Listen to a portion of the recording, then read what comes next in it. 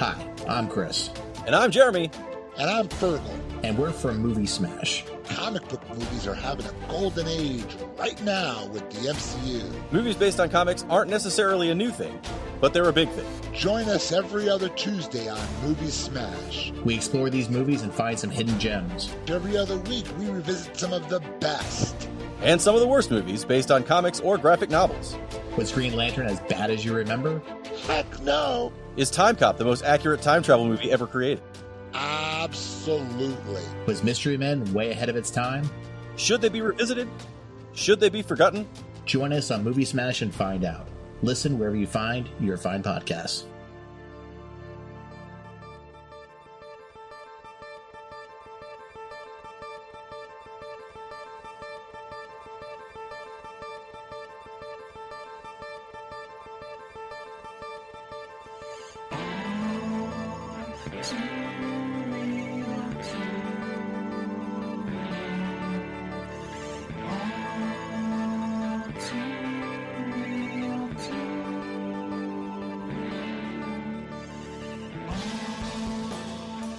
Okay, everybody, welcome to the latest episode of All2ReelToo. My name is Mike Lee Cullen II, and with me, as always, is... Sesame, I'm afraid of you, Fenton and Carta. It's a good name. I'm not sure why you're afraid of Fenton, but, yeah. I'm not sure, I don't know. Yeah. I don't even know who Fenton is, but anyway, so, yeah. So, yeah. How's life treating you there, Sesame? You know, it was okay, but then my dad got really mad at me and locked me in a cellar. It's really weird. Like, I was like a week. He wouldn't give me any water or anything. I was kind of really pissed off. But, it's fine. I'm good now. It's kind of weird because, like, you're bigger than your dad. And, Roughly how it happened, but don't worry. No, that never happened. I was going to say, and he's, just age-wise, he's an elderly man, and I'm just saying... Strong, though, but no. The fact that you couldn't take him, and he just locked you in a cellar kind of scares me. I got bad balance, so, sometimes... Trip or something. Yeah. So, today on the show, folks, we are covering a movie that's like a little hidden gem of a movie that should have had more, like, renowned and praise and distribution and stuff than it did. Movie that was made in 2001, came out in 2002. The official year that it was released is supposedly 2001 because I think it was at some film festivals and stuff, but it had a wide release in 2002. Okay. It's a movie called Frailty. It's like gothic horror sort of movie, kind of a throwback to like your Hitchcockian sort of feel, The Internet Movie Database short synopsis here of the movie is: a mysterious man arrives at the offices of an FBI agent and recounts his childhood, how his religious fanatic father received visions telling him to destroy people who were in fact demons. So, yeah. It's a decent synopsis. So. This is one of those movies, I'm going to tell you up front, folks. I know it says, what the movie is that we're covering. If you haven't seen this movie, don't listen to us until you have. Yeah. Because this is one of those movies you have to see. And it's one of my favorite movies of all time. So it's not something you can just have fun and listen to us without having seen. And also, I don't want to spoil anything for people. Yeah. So here we go. And it's good to go in kind of blind on this one. Mm. So the movie was directed by Bill Paxton, who also stars in the movie. It was written by Brent Hanley. Yeah. Brent Hanley, besides this, has only written like two other things. He's got Frailty, and then he wrote a couple like short films and co-wrote an episode of Masters of Horror back in 2006. He hasn't really done anything since 2007, which is kind of sad. And Bill Paxton, of course, is, the late great actor who was in everything from Aliens to True Lies to other movies that weren't directed by James Cameron. Like those two were the first two that come to my mind were those. But, yeah, he was in Tombstone. He was in a bunch of different things. Yeah. If you don't know who Bill Paxton is, then why are you even watching movies? Bill Paxton stars in the movie. He plays Dad Meeks. The character's just named Dad. We never learn his first name.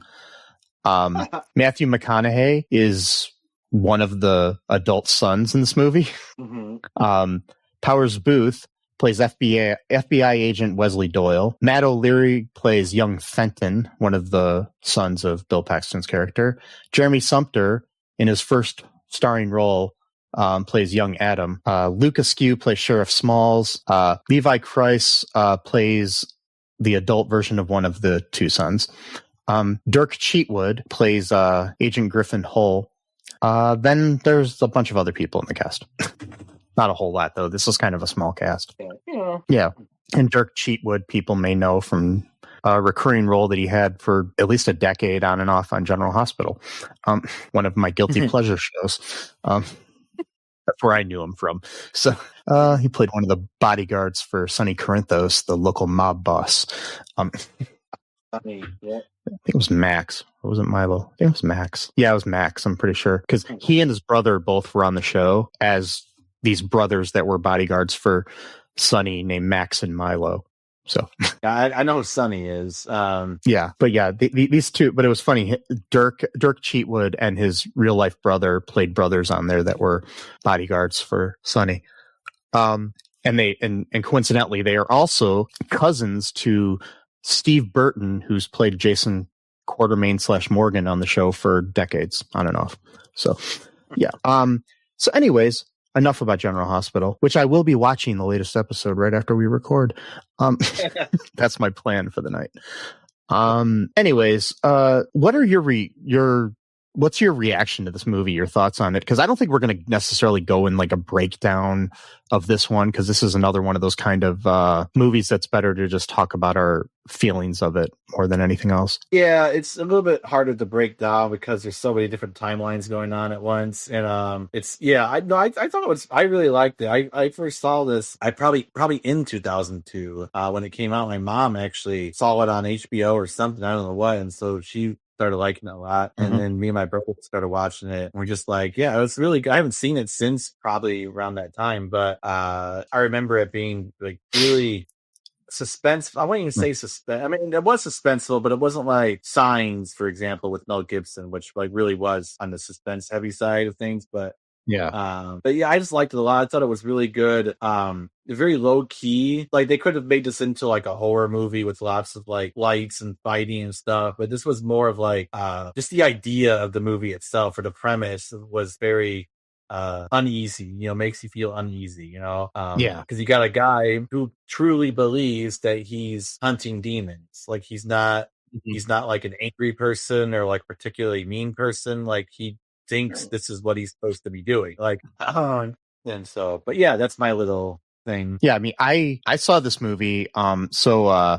I used to write for the college newspaper to the college we went to, the University of Toledo, the Collegian. I wrote for them for a short time, and when I was there writing, I used to be the DVD reviewer. So I would get screeners for DVDs and review the movie before it came out on DVD. And also, one of the perks I had from that is I got press passes to see movies early in the theaters. So, which was kind of cool. And I saw this movie like a week before it came out in theaters. So, yeah. And it was pretty cool. There's some movies that I saw were kind of crappy when I got that, but but I would go to, usually they'd give me a bunch of passes, and I could ask for usually however many I wanted, because half the time nobody wanted them. And so I would have a group of friends and we'd just go to the movies whenever. And there was one time that was horrible. They gave out more passes than there were seats in the theater. Oh God. For the movie Ali starring Will Smith. Oh right, yeah, I remember you saying that. Yeah, it just really sucked. We tried to see it, but there was like no seats, and we had to sit in the aisle, and then they kicked us out because they couldn't have people sitting in the aisle. And I'm like, why did you have too many tickets? And they're like, well, we can give you a ticket to see a movie some other time. And I'm like, I wanted to see a movie tonight. And I got really mad and threw my icy at the wall and shit. Oh wow, it's a long movie. Oh, like if you're staying up for the whole movie, that's like 3 hours. So it's like Exactly. Yeah. ugh. Plus I was like, I went there. I took I took a couple friends and a girl I had a crush on. So it was kind of like I was pissed off because I was excited to hang out with this girl. But then it ended up working out. We went home and watched a movie at my place. So it was cool. So yeah. But that was, my younger days when I was cool. And and it didn't turn off somebody that I threw an icy at the wall. I was gonna say, I was like, wait. I just thought about that. And I was like, if I did that today, that would be just. But when you're in your 20s, so this movie, I really enjoyed it when I first saw it. I was like, I can't wait until it's on DVD so I can watch it again. And it was it's one of these movies too that if you watch over, you see things in it that you didn't see the first time you saw it.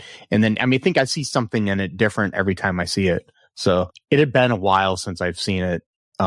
This time, I probably hadn't watched it in 5 or 10 years because I just hadn't, but yeah. But yeah, it's such a good movie. Bill Paxton, this is his directorial debut. And I watched all the behind the scenes of this movie and he was just so into it. And before we got on, we were talking about Jaws for a second there.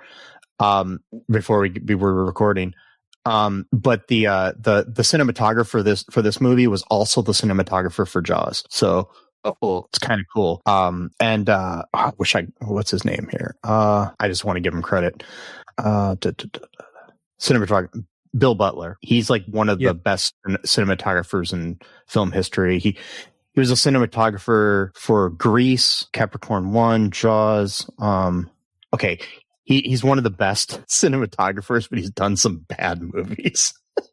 But I saw one. Okay, so there's this movie starring Chevy Chase called Funny Money, which is horrible. God, yeah. The play it's based on is amazing, but the movie itself is horrible. I was in a production of the play that it's based on. The problem with it is that the play is very British. Okay. And they tried to Americanize it, and that fucked it up. I just saw that listed on it. Yeah. That's trying to make like the Benny Hill show an American version of it. It's like, there's different sense of humor. But he was also the cinematographer for Beethoven's Second, the Cop and a Half, Child's Play, Biloxi Blues, Rocky IV, Rocky III, Stripes, Rocky 2. What else is cool here? Jaws, like I said. Even if he just did Jaws, he's just great. So yeah. But yeah, he did a bunch of B movies before that.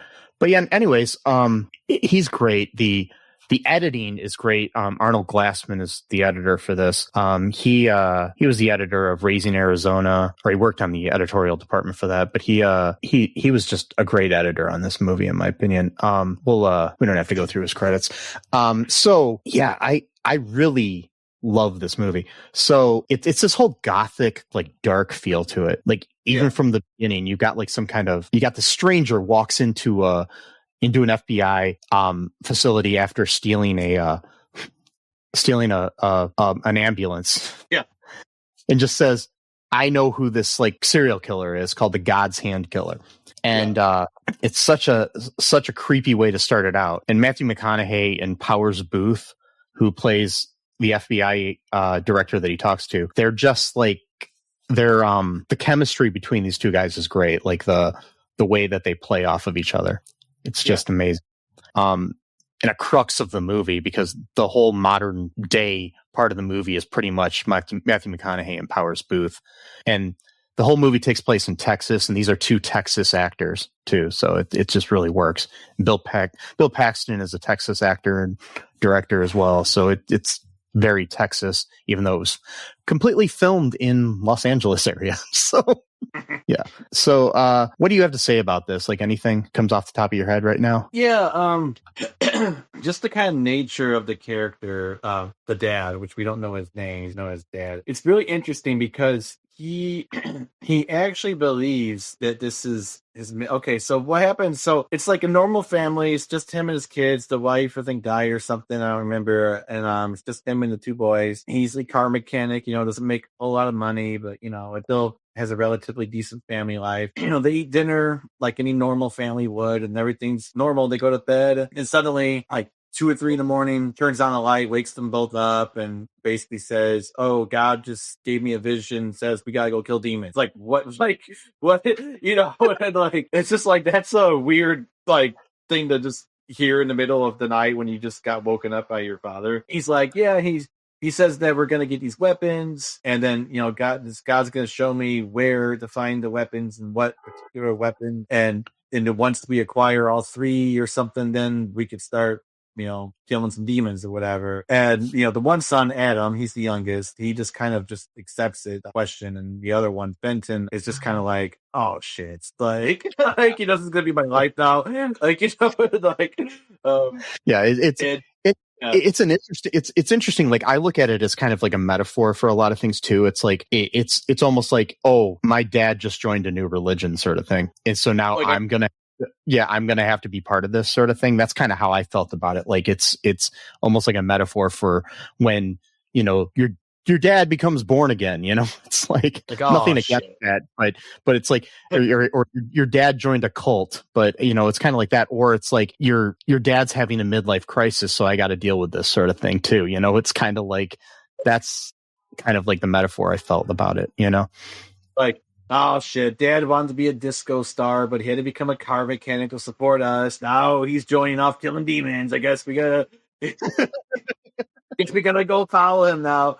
But again, just the striking, again, if you haven't seen it, you should probably watch it first, but you got to understand, like, his demeanor is just as like a normal dude, like a normal working class dad. Like, even as he's on this, his personality is the same. It's like he doesn't go into some like dark triad, like psychosis, like type of, like, he just acts like a normal dude who just believes that he wakes the kids up and he's like, yeah, so now we got to kill demons. Just like if he was like to wake them up and be like, okay, tomorrow we're going to Disneyland. It's just like, well, the way he was talking. No, it's like the way, but no, to me it was more of like the way he was talking to them. A way of like, was that? It's less than Disneyland. It's like, okay, tomorrow we're going to go fishing. Sort of like, or what I was thinking more of, like, it sounded more of like someone who's about to tell their kids that they're going to have to, like, put down the family pet tomorrow, like very serious, somber kind of conversation, dad. But like, that's how he kind of was talking. Like, yeah, it's just, I say that literally as I have a stuffed animal dog next to me because my niece wanted me to have it because she doesn't want it anymore or something. I literally have a black stuffed animal dog with one eye staring at me right now. It's cute when kids give you their like rejected toys. He's like, oh, the one-eyed dog. That's fine, whatever. It's cute.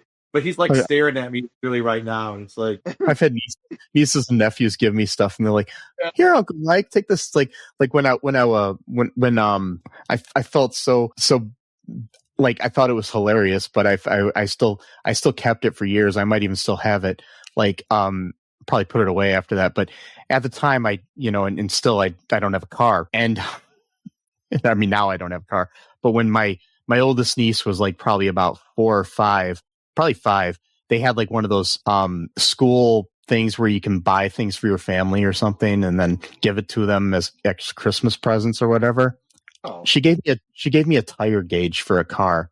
And I kept it forever just because she gave it to me, sort of thing. It's cute, But yeah, she asked her teacher, what should I get for my uncle? What the guy's like, sort of thing, like, oh, car shit. Like, oh my God. Yeah. I've never cared about cars, period. So, exactly. So I got this black dog with one eye staring at me. But so it's so dark and serious the way that he deals with this, but it's also sort of like nonchalant too. It's like, okay, we've got to go kill demons. It's kind of like, oh, we're going to go to the laundromat tomorrow, sort of thing. It's almost like that in some ways. It's so weird. gotta do. And what's weird about it too is that even throughout this film, he doesn't really appear to be particularly religious. Like he's never reading the Bible. It's like more of just like God gave him this mission. He's got to do it. Like, you know, like and it's funny too. A lot of the scenes, most of the scenes, like where he's at home, he's got this beer can. He's always drinking the beer. Like it's like a one beer. It's not like he's drinking a lot, but like he's like after work beer, basically. Like, and I find it. An interesting little side note too is they only had one can of that beer, empty can. Wow. So you never see him on. It's funny, you never see him on screen open the can. Right. It's always You hear the sound of it opening off camera, and then he enters. Right. He only had the one can, so they had to use it over and over again. Wow. Yeah, I love little things like that in movies where it's just like you got to deal with what you have. Yeah, you couldn't afford to have people like, you know, mass produce them or remake them or anything because you're doing a period piece because the past is like 1979, so it's, you know, that's what it takes place, or to be the old timeline stuff. And so there is like an interesting part of the movie. I don't know if you saw this too or not, or noticed this, but like, so God or the angel is speaking to him or giving the again, there are no names, so it doesn't say the Archangel Michael or anything like that. It just says the angel. Yeah. So we don't know which angel this is, or if it's even. That's what I love about this too. It's not specific about any particular religion. It doesn't say it's a Christian angel, or it's like he could be Jewish or Muslim. There's no indication what religion, if any, he actually because it doesn't like they were a religious family. Some of the imagery is kind of like Christian based, but it's still hard to say. You know, like you said, it's not like specific, but it's like, you know, the iconography of the angel that he sees, like especially there's a scene where he's at work and the angel comes to him with the list of people he's supposed to kill, or demons he's supposed to kill that are disguised as humans. Basically. That's what he's been told to do. So such a great go ahead. He's underneath the car, and the angel just like appears to him, like he's like looking up underneath the car, like through the parts of the car. He's just kind of, you see him and he's coming towards the camera, and he's got like a big sword and everything. So I mean, it does kind of look slightly, you know, Catholic or Christian based, you know, in a way, but still it's hard to say. If it's Archangel Michael thing or something like. Yeah. Or like, or what's the, St. George sort of like look or something like I don't know. It's like the angel fighting with the sword sort of thing. So, yeah. But, I love that scene too, because the car, like it opens up into like a huge space, like in a cathedral. So like he's underneath the car, and then like it opens, like it's really wide opening, and he descends down with like this fiery list or but then it shows him like then from the other point of view where he's just like underneath the car and his hands are just up, he's like not moving at all, and so it's like that's what he looks like as he's having this vision. Like to the outside it's just some dude with his arm and it's really it's really an interesting way to visualize it, or you know, on film. So you know, he gets this list of like people that are supposedly demons, and he can't kill anybody that's not on the list. You know, it's like, because there's a funny thing, like I think that the humor, and I will tell you, Jeremy Sumpter as Adam's the younger kid, right? Yeah. As Adam is like the comic relief for this movie, and but for being his first acting role, period, that kid's great in this movie. Yeah, he went on to do other things, but you know, this is always my touchstone with that. I mean, both of the kids were great in this movie. And you believed that they were all like family, and they did some good casting, because I mean, we obviously know how it ends. It's interesting too, because so Matthew McConaughey starts out telling Powers Booth's character that he's Fenton, but he's actually Adam. So but they cast the kids where you could logistically see either one of them growing up to be Matthew McConaughey. So it was So interesting. And it's kind of cool. But yeah, they I don't know what I was gonna say. It's all right. It's okay.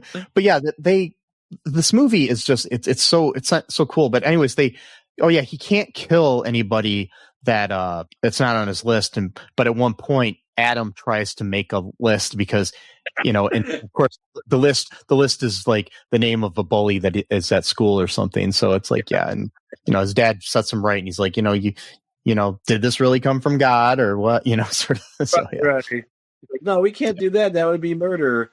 And so Fenton's not having it though. He's like, my dad's gone fucking crazy, man. He wants to kill people and wants us to help him. And so he's from the step one, he is not into it, thinks what his dad's doing is wrong. And the twist near the end, though, is that, we're not really doing heat here, so it doesn't really matter. The twist by the end, though, is that it turns out it was all true. He actually was killing demons, and Adam was able to see the demon, because every time he would touch the dad would touch the person, he'd be able to see all the terrible sins that they had committed.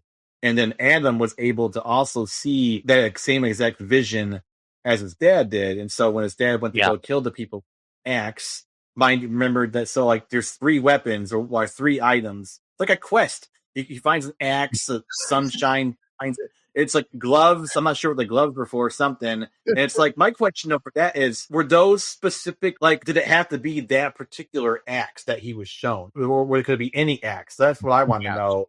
I think he was shown those by God or whatever you want to believe, because I still think in certain ways that it's not completely clear whether this is a psychosis or really God, because in a lot of ways it's kind of clear that it is God, but part of me still thinks that it's still, we never know for sure what happened. But I guess with the reveal at the end that Powers Booth's character killed his mom, we know that's real then at that point. We know that's real, but it's like, do we know that that's not just something that somehow he knew, or maybe I don't know. But then again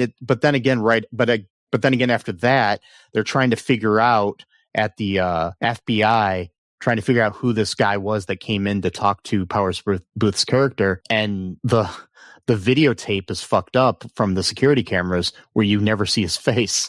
He's like, God will protect us, because earlier his dad said the same thing, because they were supposed to abduct someone door in the parking lot, and also at the end, because we find out that Adam is now a sheriff of the town, and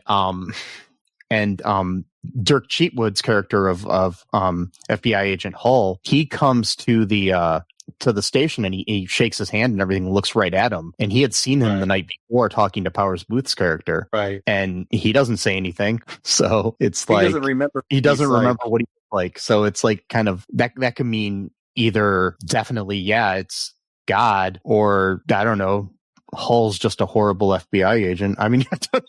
Yeah, dude, he's like, I don't know, man. I just saw some guy. I didn't really make any ideas of what he looked like. Like, okay, that's one of the big things. Observation, you don't have it, but he shakes his hand for a really long time. All of a sudden, he turns into Alex Bornstein's character from Mad TV, the Miss Swan, and just like, what do you look like? He looked like a man. Well, thanks, I guess. It's nothing. But yeah, he shakes his hand for a long time, says you're a good man, so that kind of indicates that he was looking into his soul or whatever. Now clean. My whole thing with this, though, so Fenton, the angel, had told his dad that Fenton himself was a demon. My question about that, I don't really know if that's true or not, because if it really doesn't see the same things that the dad and Adam see, it does look like he's just killing people. So how could he be considered a demon? Because if anything, wouldn't the demon want innocent people to be killed? Why, if he's mad about killing people, that would be like an anti-demon thing. Like, you know what I mean? Like, and my question with it too is, like, he says this when Fenton is like 12 or something like that, yeah. 12 or 13 or whatever. And what kind of evil things could have a 12 or 13-year-old done that would consider him a demon? We never know. He could have done some evil things. Well, I think it was just meant like that was like his nature, like not necessarily he'd done it. See, that's the other thing too that is very blurred on, because it's like, are demons because like the quote unquote demons were just people who have done horrible things. So it's like, are they literal demons, or are they just called demons because of the horrible things they've done? Are they just humans who have done, like, the one guy was like killing children, probably raping them as well. Sorry to use the R word, but probably that's what he was doing, or rather former and then the latter, to cover up any, whatever. And so it's like, obviously that's an evil thing to do, but is he, quote, a demon, or is he just a really horrible human being? And the same thing with the woman who had slit a guy's throat, I guess, after having sex with them, it seemed like to imply, like, so, Yeah. like killing men after sleeping with them for whatever reason. I don't know. The one time though you find was interesting. So like a lot of these times of these killings, it was very vague about the people because they just looked like normal people and they acted like normal people. They were like pleading for their lives, very like, begging, very pleading. But the one guy was total fucking asshole. They're like, okay. And because Fenton's supposed to kill this, mostly Fenton is supposed to kill this demon because his dad locked him in a cellar. They built a cellar, like almost like a Noah's Ark type of thing. Like the angel gave him specific instruction. Like you can't deviate. Like if you ever read the Bible, there's this whole. I was talking to my mom about this earlier. There's a whole a whole chapter, perhaps multiple chapters. It's all about the exact way to build Noah's Ark, and it just goes on. And I'm like, oh my fucking, like exactly 30 meters, like. It has to be these certain number of cubics, I think is what it says in the Bible. Yeah. I was barely, I don't know how I had to finish that. I mean, barely got past that where I'm just like, oh my God, like, why do we need to know this? For one thing, it was only supposed to be a one-time thing. There's only going to be one flood. Why do we need to know? Because we're not going to build another ark. So it's like, why do we need to know? I mean, it's like you're reading this cool story about all these people and these adventures and stuff in the Bible, and then all of a sudden it turns into an episode of This Old House. Yeah, but a very boring old house, and it's a boat or an ark. But it's kind of similar to this because the angel is giving him, like, he makes Fenton pretty much dig the entire holes for like all him by himself because he wants him to pray while he's digging, which that's another very interesting symbolism too. Digging while you're praying, like you're trying to find like a treasure, or like, even in Judaism, there's something about the metaphor about what is it? It's like mystical Judaism. It's like not the Kabbalah, but there's like a sect of Judaism. I don't know the name, but whatever. There's like a sect that's like sort of on the mystical side of things, but they're like super like orthodox when it comes to like following like all the rules of the Bible, like really, really keen on that. And like the rabbi is like given like a little bit more of a, like, he's not like, the rabbi's not viewed as like a prophet necessarily, but it's much more than just like a regular rabbi. It's like someone there is like really meant to like guide you like throughout your whole life. And then there's like a proverb, not in the Bible, I was like, but it's like a saying where it's like the Rebbe, they spell it differently too. They spell it REBBE instead of RABBY, not like RBI Rabbi, which is one of our old movie ideas. But anyway, I just remembered that. RBI Rabbi. That's a whole other thing. I don't want to get into that. I don't want to give anyone the idea. It's our idea. But like, because I remember, I probably got the notes somewhere written down. But anyway, so it's like, the REBBE, the Rebbe, or the Reb, there's something like where he can show you where to dig, like to find the treasure. And of course, the treasure is like, spirituality. It's not like a literal treasure. And it says he'll show you what to dig, but the digging you must do yourself. And so I don't know if they got the idea from that. Could have just been a coincidence, but like the idea that he's telling Fenton to pray as he's doing like this labor.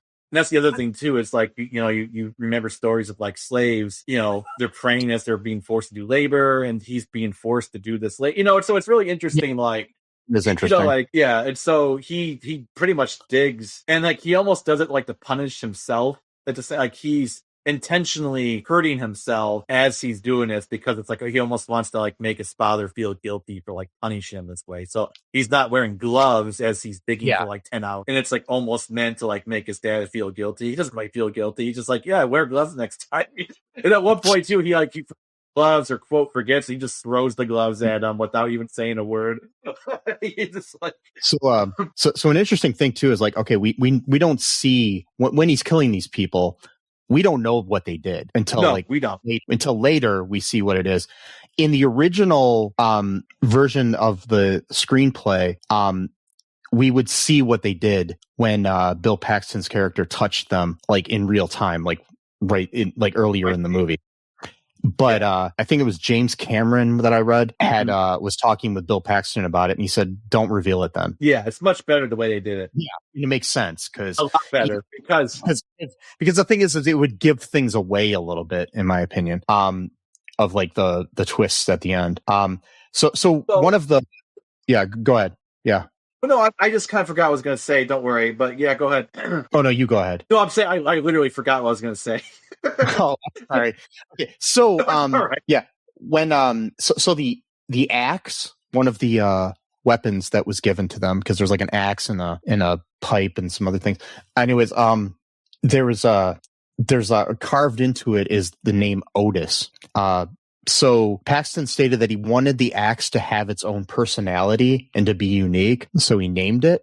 The way he came up with the name was he was scouting for locations in Pasadena. He met a homeless man and offered to give him some money, and the homeless man did not want any charity.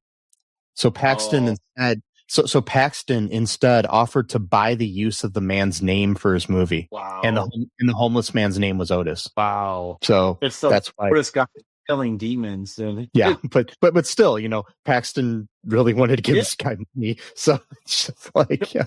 Paxton was a really nice guy. I mean, obviously I didn't know him, but just like from hearing, because like when he was younger, he was friends with the guy who founded Suicidal Tendencies, the punk band. Yeah. And he like wear like the t-shirt, like because he would play like football or sports or whatever. And he would wear the band's shirt everywhere he went, basically to kind of like promote the band. And so it's like learning all this stuff. I'm like, Bill Paxton, the dude from Twister, was in the Suicidal Tendencies. Yeah. Like, because he always plays these like salt of the earth type characters, like Big Love, where he's a Mormon polygamous guy, and like I remember that there's a really good interview shortly before he died. If you can find it, I don't know if it's available or if it's behind a paywall, but on WTF with Mark Maron shortly before he dies. Yeah, Mark Maron, who as we record this, I don't know when this episode's going to come out, but the day we record this, he announced that he's ending his 16-year long podcast, which it's kind of sad because he's a great interview. Yeah, a lot of that put through that. But I do think the best interview ever with Bill Paxton was done by Mark Maron. So, and it was just before he died, like weeks before he died, I think. So it's really, and he was full of life in the interview. Like he died, and people didn't know that he was going to. It was like a freak thing. So health issue. So yeah, like health, just like with Mark Maron's fiance, who had like this rare blood disease that no one ever knew about until she had died, like a week before she died from. Like they thought she had COVID at first. They're like, no, it's not COVID, because that was right when COVID started to pick up, in 2020. And then now she had some like really terrible blood shit going on, and it only took a couple of weeks for her to kill her.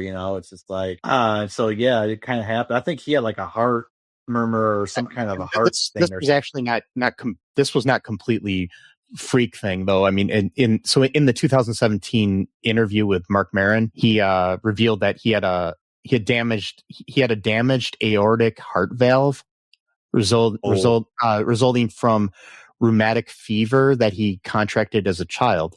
Oh, okay. So on February 14th of 2017, he underwent open heart surgery in Los Angeles to repair the damaged valve and correct aortic aneurysm that he had. A day later, he underwent an emergency second surgery to repair a damaged coronary artery. His condition deteriorated over the following 10 days, and he died of a stroke on February 25th at the age of 61. Yeah, that's young. His family sued for a wrongful death lawsuit against the surgeon who performed his operation because he used a high risk and unconventional method for the operation. So yeah, Dan, that is really sad because this movie in particular was just really, really good. But Twister, all the other, Big Love. You ever seen Big Love, the TV show? That was pretty good. I like that. Yeah, I haven't watched all of it, but I watched some of it. I watched all of it too, like first season or something. But and he was in. Speaking of Stripes that we mentioned earlier, he was in that too. I just realized that he was one of the soldiers. Yeah, I remember. He was in something else back in the 70s. What was it? He was in like a bit role too. I don't remember what it was, but yeah, let me just get my bearings about here. I'm trying, because we're talking about his death and made me sad. But I try to get bogged by celebrity deaths because I don't really know them. But at the same time, that one kind of really stung me a little bit. I think I grew up. Twister was like one of my favorites when I was a kid. I used to watch it all the time, and so like. I cried when he died. He's one of the few celebrities that I cried for. crying hard from him and like Jack Lemmon and a few other ones. There were like people that affected me like when I watched their work because they were just such great actors, you know. Yeah. So yeah. Go ahead. What did you have something you were going to say? I just finally remembered. It came back to me. So I was going to talk about the seller that he made Fenton basically build foundations for him, and it was because he had told he told Adam that his dad was just crazy or whatever, and then Adam went and told on him, and so his dad was kind of like being stern with them again. He doesn't really show anger that like there's only like one scene where he really yells at him, and even then you could see the pain in his eyes, like he does not actually want to do this. Like it's very torn because the angel had told him that Fenton was a demon, but he was like rejected that, so that already went against the angel's commandments. He's supposed to follow whatever the angel says, and then he's like, well, no, not that thing, you know. And so, and I don't even understand how Fenton's supposed to be a demon, so I don't quite. They never really explained. Well, they did at the very end. I was confused. I don't know if you can fill me in what that meant. I was kind of confused, but like basically, he builds the cellar, whatever, so that he can bring his demon down to kill them down there where he's not making as much noise. The other thing too, they bury all the bodies in the same garden, but nobody ever like. That's like how many bodies are going to well, it's kind of like it's this rose garden in the town that's kind of like starting to deteriorate. So it's like it doesn't look like it's a place that many people go to. So yeah, I know, but still, that's a lot of bodies in one rose garden, and like nobody going down like next door neighbors. Like the little like gate that they walk under, it's got this like thing with the rose garden name written on it and everything. Like in like wrought iron or something above it that they walk under, this kind of arch or whatever. And so they're like, I used to live in this apartment complex that there was this cemetery right next door to it. Yeah. And it had an arch exactly like that. Yes, it did. Always creeped me. I hated going to that apartment specifically because it was right next to a cemetery like that. Yeah. It was just like, it's funny too because like I used to take walks in that cemetery all the time. It was a nicer. It was because it was like a small one. It wasn't like a daunting. You could just walk in. It wasn't like you had to like drive into like a cemetery. Like you just walk. Yeah, it was like old.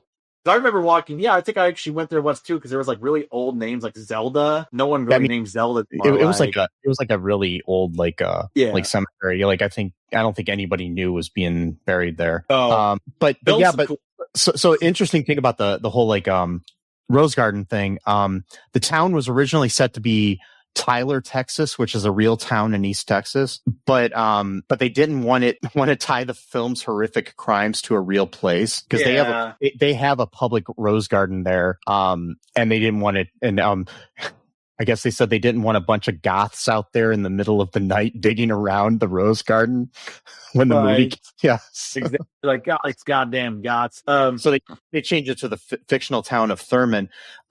Yeah, and the rose garden and the whole idea of Tyler, Texas originally. Brent Hanley, the writer, his grandfather grew up in that town, so that's why he kind of placed it there originally. So yeah. It's so.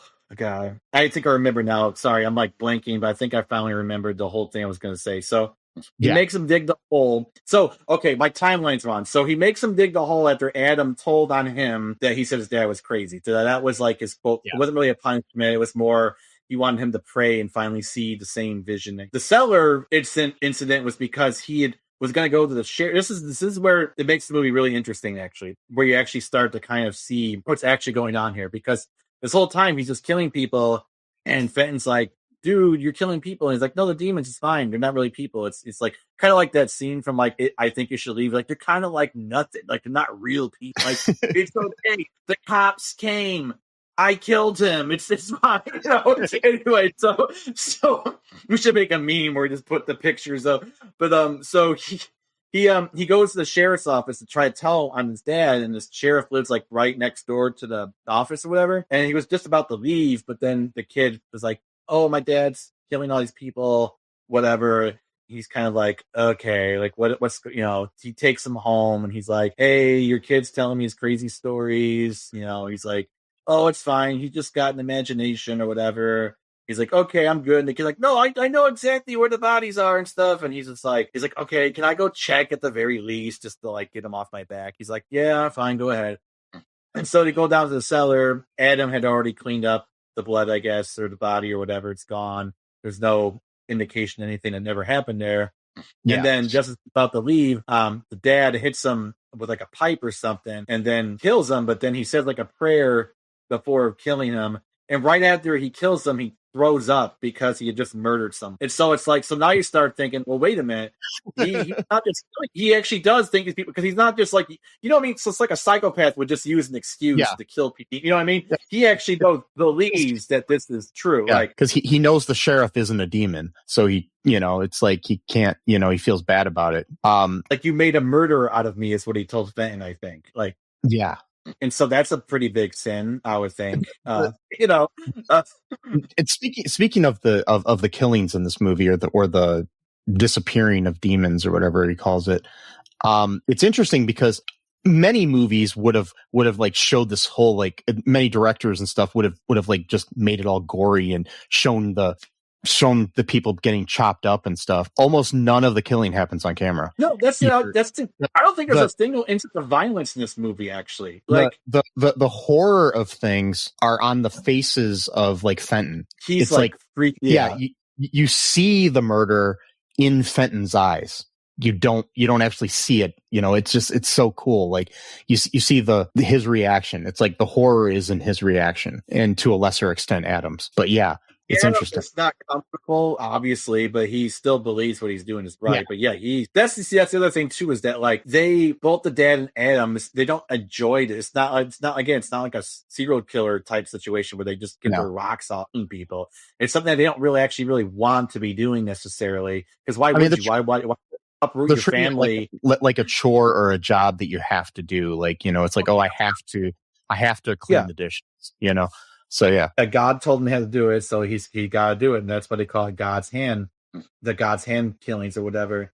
But my trip up though is Fenton being a demon. So yeah, he gets locked in the cellar after that because he, quote, made his dad become a murderer in his view, and so he locks him in the cellar as like his last ditch effort to finally get him to see, you know, the truth about what they're doing, whatever. And so he, you know, only gets him 1 cup of water a day. So technically, this really abuse is happening right here. Like, it's not, there's no way you can justify at this point what he's doing. This is straight up, like, isolation's a form of torture, literally. Like, Geneva Code shit. Like, you're torturing the son. Like, there's no other, like, I mean, that's what he was doing. And, like, a darkness, like, he even boarded up the floor so he couldn't even see any light. Like, even just, you know, a little bit of, like, peaks of light or whatever. Adam said he would try to get more water for him if he could get away with, you know, hiding it from his dad or whatever. So Adam kind of feels sorry for him a little bit, you know, because he feels like he got him in trouble or whatever. I mean, I think I understand why Fenton is a demon in certain ways.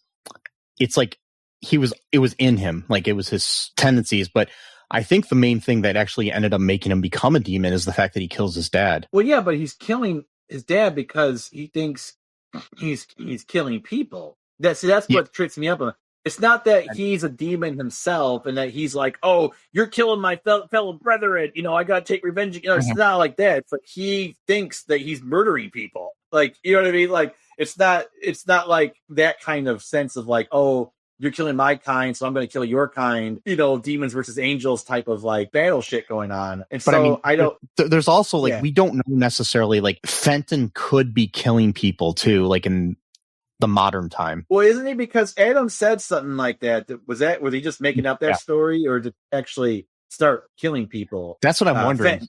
Then, because it's hard to say if he was making it up or if that was actually true as well. I mean, if he's making it up, that's not very godly either, because he's lying. Yeah. So that's, now we get into the issue of like, well, is it okay to lie? That means justify the ends type of conversation of like, well, that's the other thing too. It's just like, you know, they're criminals. There's a law system in place. They could be tried by the law instead of you killing them. Like, you know what I mean? Like, it's like, So like I'm reading like right now I'm like looking at somebody's review here on or not review, or breakdown of the ending on what's this website here, looper.com. Oh, and Looper, okay, I know that.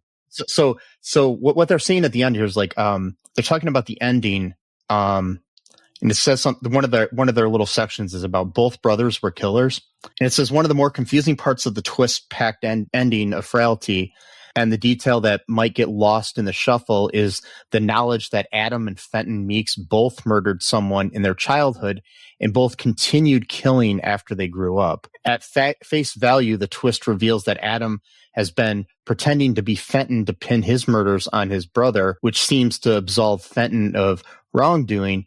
But this does not actually mean that Fenton was innocent. Oh, interesting. So the tricky thing is to grasp is that both brothers committed many murders in their adulthood. Their actions were not related to each other, and one's killings can be labeled as evil, while the other's killings can be labeled as righteous and for the greater good. The real Fenton was truly the God's hand killer and was responsible for all the murders that the FBI was aware of. Meanwhile, Adam's victims were never found by the FBI. His murders were all carried out in the name of God, as he followed in his father's footsteps and continued killing the people from the angels list. So Fenton was killing people? Yeah, basically that's what they're saying is like because if you look at it, they talk about this serial killer, the God's hand killer. So they actually know that people are being killed. Right. Whereas Adam, all the bodies of the demons he killed ended up in that rose garden. Oh, right. Yeah, just his father to never be found. So okay. Oh, so Fenton's trying to pin his murders on Adam, and Adam's trying to pin his murders on Fenton, basically. Yeah. Okay, that's interesting. So I understand.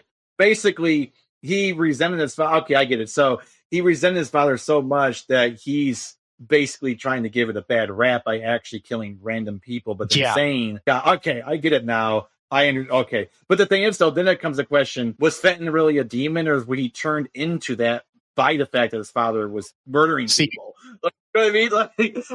Like, my thing is, it's almost like the whole debate, like, are you born with a certain thing, or is it nature versus nurture sort of thing? Like, were you born to believe certain things, or always it's like you were always meant to be, like, is it your destiny to become a certain thing? Like, so maybe he was fully a demon at the time, but he was always meant to be a demon regardless of whatever happened to him. So that's bullshit, though, because that's determinism, where it's you have no choice of who you're going to be then. You know what I mean? That takes the whole idea that a lot of Christian beliefs have in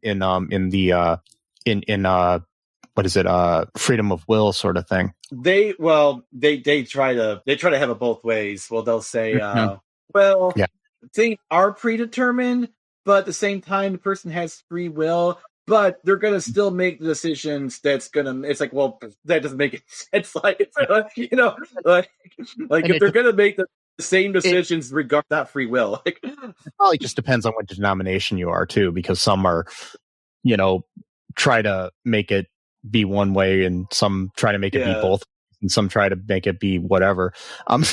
So. Well, it's interesting theology, because if God is all knowing and God knows exactly what's going to happen, what has happened, whatever will happen, then by logic that means it knows what decisions they're going to already make. But then if there's free will, then how does that make much sense? Because if he knows what you're already going to do, then how are you given the choice? If it's going to happen no matter what, it doesn't really seem like it's free will. But so this movie kind of, I don't know, I think it kind of plays with that a little bit, because Fenton could have just been a regular kid, perhaps, if he wasn't witnessing people getting their heads chopped off when he's 12. And it's almost like in horror movies, you have your villain, like you got your Jason or your Freddy or something like that. In a way, the villain of this movie is God. Yeah, seriously. In some way, because God has basically uprooted this family. Adam does make a good point where he says something.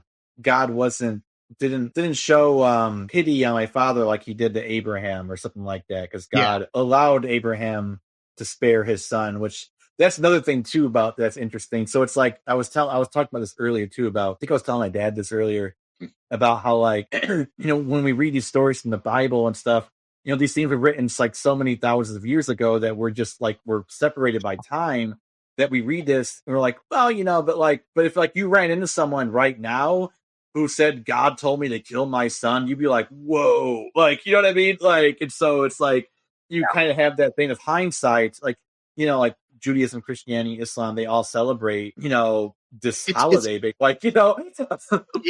It's interesting too, like a lot of things in religious texts, like if like now when they happen, like if they were to happen in the real world, like if somebody just comes up to you and is like, hey, you know, I'm the son of God. Like, oh, cool. Yeah, we need to commit you. You know, so it's like, so that's what they would do to Jesus, but that's the thing. So we weren't there at that time to witness people act way. Like Moses, for example, killed someone. Granted, the guy deserved it. And there's no pity on that guy, but still, he murdered someone. And he ran away, so he's a fugitive. And so then a convicted murderer shows up to you and says he's a prophet of God. It's like, what? You know, with a stutter, mind you, couldn't really speak well. I want to see a remake of The Fugitive with Harrison Ford, but he's Moses instead of Richard Kimball or whatever. After the murder in Egypt, he saving a fellow Hebrew. This is before they were called Jews. He was saving the fellow Hebrew from being abused by a slaver, so he killed the guy. Whatever, I don't give a shit. You know, the guy had it coming, but like, yeah, he was a murderer, and like he had a stutter, so he didn't speak well, so he had to have Aaron, his brother, be like his speaker. So it's like, can you imagine if like a convicted murderer shows up to you and is like can barely get out a sentence, like I'm a prophet. It's like, whoa, like, you know, and a burning bush.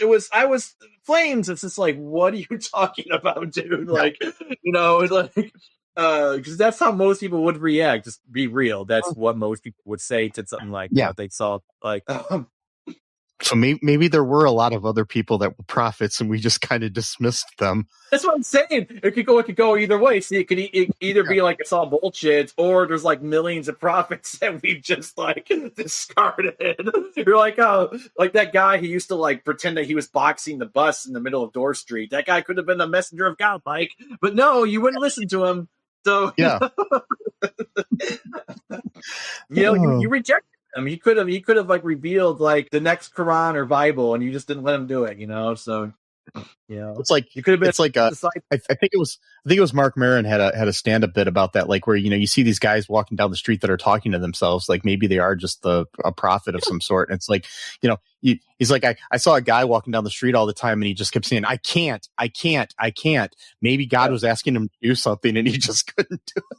That's like the thing too. It's all hindsight. See, people had time to write about what had happened and clean it up in such a way that it's into like a neat narrative that you could follow. But as it was happening, it was probably pretty chaotic, you know. And so, but you're like, oh, and Jesus said, and blah blah blah blah blah. It was like, yeah, but he was probably like throwing a wine glass at you at the time because he said something really fucked up, or you know, or he got into a fist fight with someone because he was like trying to steal money from a poor person, you know, or whatever. But like, you write it down as very like sanitized version of events with all religion, not just, I'm not Andy, but like a lot of, you know, religions do that. And so back to the movie too, about certain things.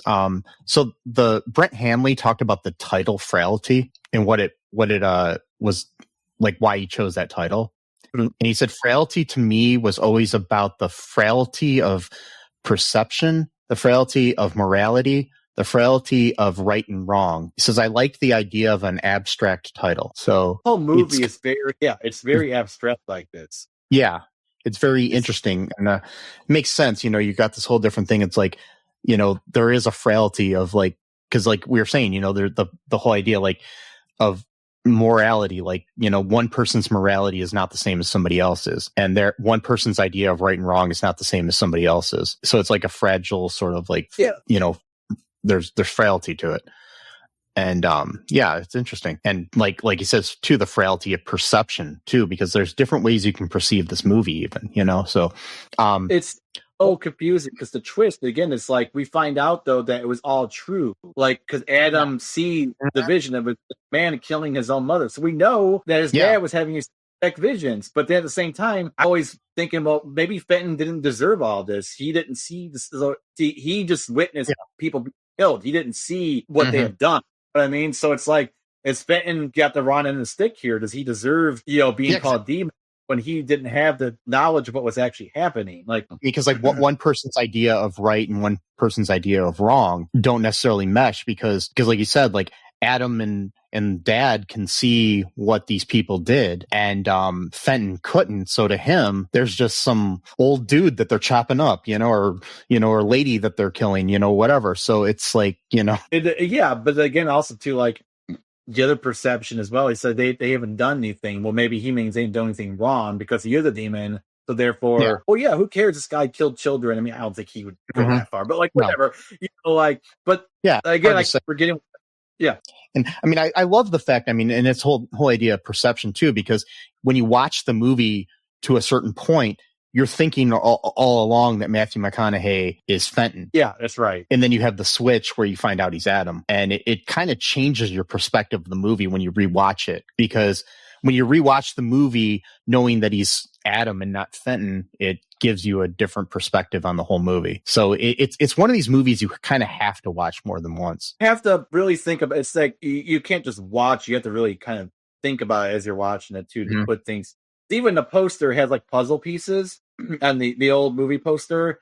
So that kind of gives you like an indication of like, things, pieces of the puzzle, whatever. And there's this, but see, that's what gets me. There's this one scene though, where he's pretending to be Fenton still at this point.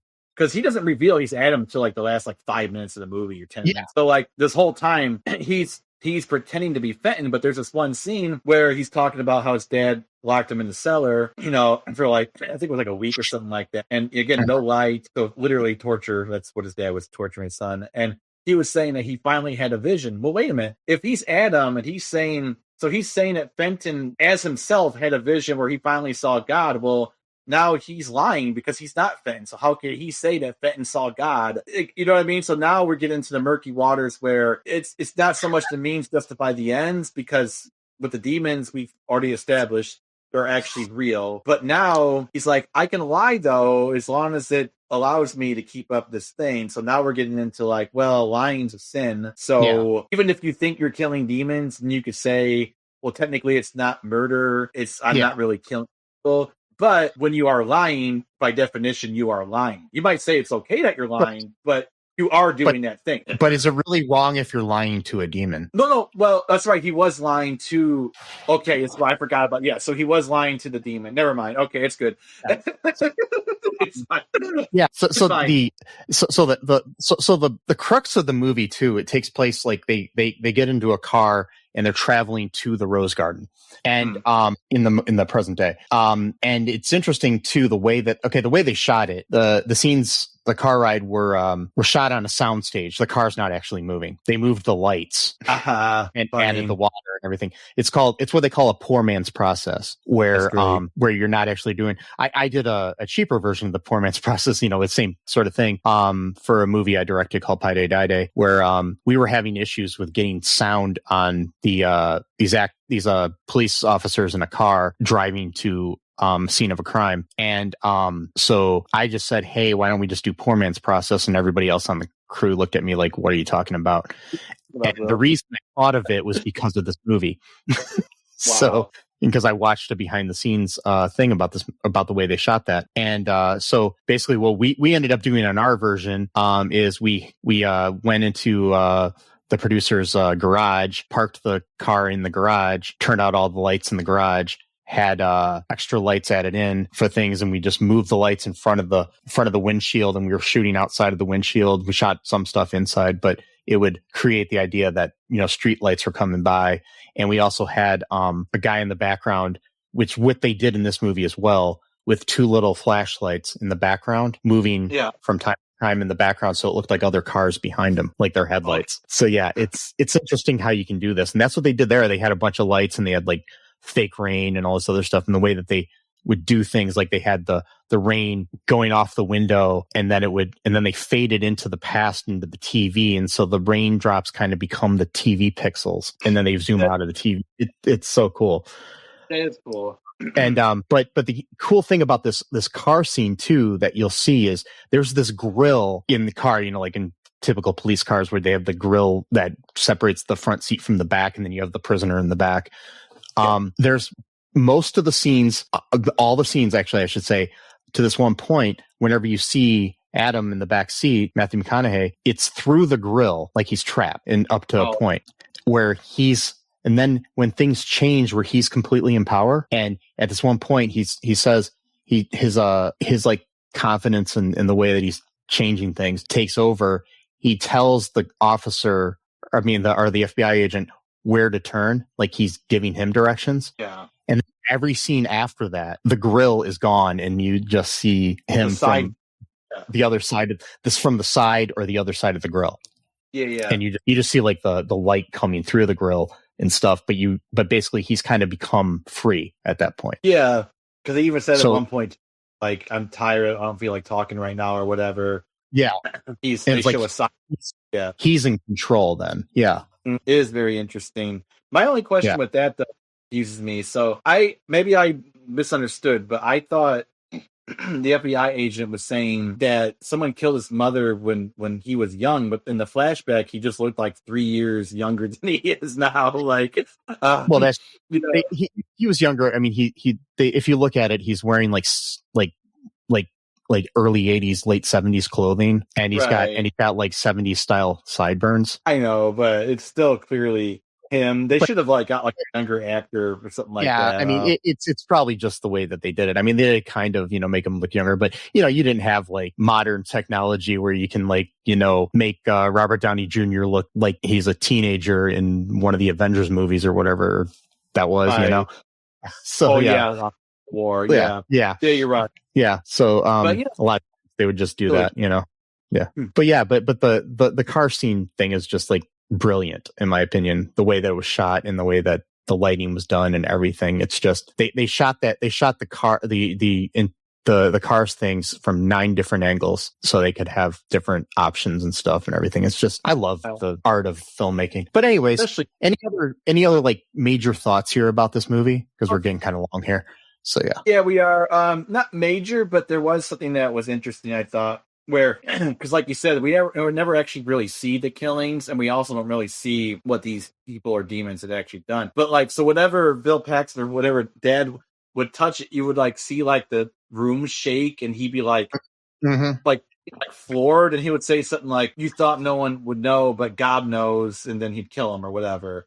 And so, but it was like the shaking motion every time he would touch one of the, which again, you're not actually seeing what he's seeing. All you're seeing is the shaking motion going on, and he's kind of going in this trance almost state where he's almost taking on the sins that this person's dealing by being able to witness, see them or whatever. Yeah. And then he's like, "You didn't think but God knows." And then he, which is weird because he was much more emotional about Adam.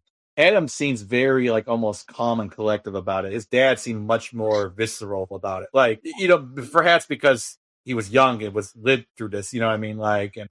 Whereas Dad was already middle-aged by the time, this mission or whatever started. And there's another thing too, at the very end where, like you said, he turns out to be he's the sheriff and he stole the ambulance or didn't steal it, whatever, drove it. And the woman that the FBI agent was talking to on the phone earlier, who works at the sheriff's office, is actually his wife, and she's pregnant. And she says something like, "Praise God." And so I'm sitting there thinking, are we going to have a twofer here? Is this child going to be a good one like Adam, or is he going to be like Fenton? You know what I mean? And so it's I mean, if things were different, maybe there would have been a sequel. But the thing is, I think a sequel would have been pointless because the whole idea were the twists at the end. But yeah, cheap or if there was a sequel. If the movie would have been more successful, of course they would have milked it. I know. Yeah, but I mean, but the movie was shot for $11 million, and the box office was 17.4. So which wasn't enough to really make it big. Totally random. Where'd it go? Totally random trivia thing that I just saw here on Internet Movie Database that I thought I would share that has nothing to do with the actual movie per se. But so the Axe is named Otis. So there's a rapper named Otis of the group Axe Murder Boys. He took his stage name from the engraved axe in this movie. Wow. And numerous lyrics reference the film. References to the film can be found throughout Axe Murder Boys' albums, The Unforgiven Forest and Blood In, Blood Out. And then they also have another album entitled God's Hand. Interesting. Okay. Yeah. So, Wow. yeah. So yeah, there's that. So anything else before we wrap this up? No, I'm good. No, it is pretty long, but it takes. I mean, it's so much stuff going on. I mean, know. Not much actually is going on, really. But like, this movie is just so deep, and I think it's one of those movies that is very underrated and needs to be seen several times, in my opinion. It's just like, I don't know, that's what reminds me of like a Hitchcock movie. It's like you see different things every time you watch it, and it's just kind of cool. I mean, there are certain movies like that, like I think of modern or more modern movies that I think are like that. Like I think one of my other favorite movies is Zodiac by David Fincher. Oh, yeah. You see different things every time you watch that movie too. Like there are so many, there are so few movies in my mind that I consider perfect movies. This movie and Zodiac are two of them. So yeah. Anyways, folks, I hope you enjoyed this episode. Check us out at all2reeltoo.com. Be sure to subscribe to the show, wherever you can. Download our episodes, give us a like or a share, comment on our episodes anywhere you can. Give us a 5-star review wherever you can, like on Apple Podcasts or Spotify. I'm sure there's other places too. Check us out on social media. Check out our TeePublic where you can buy some merch. Also, check out our Patreon where you can become a patron to the show. All those links are at all2reeltoo.com or in the show notes. Also, just be good to each other. Don't be a demon.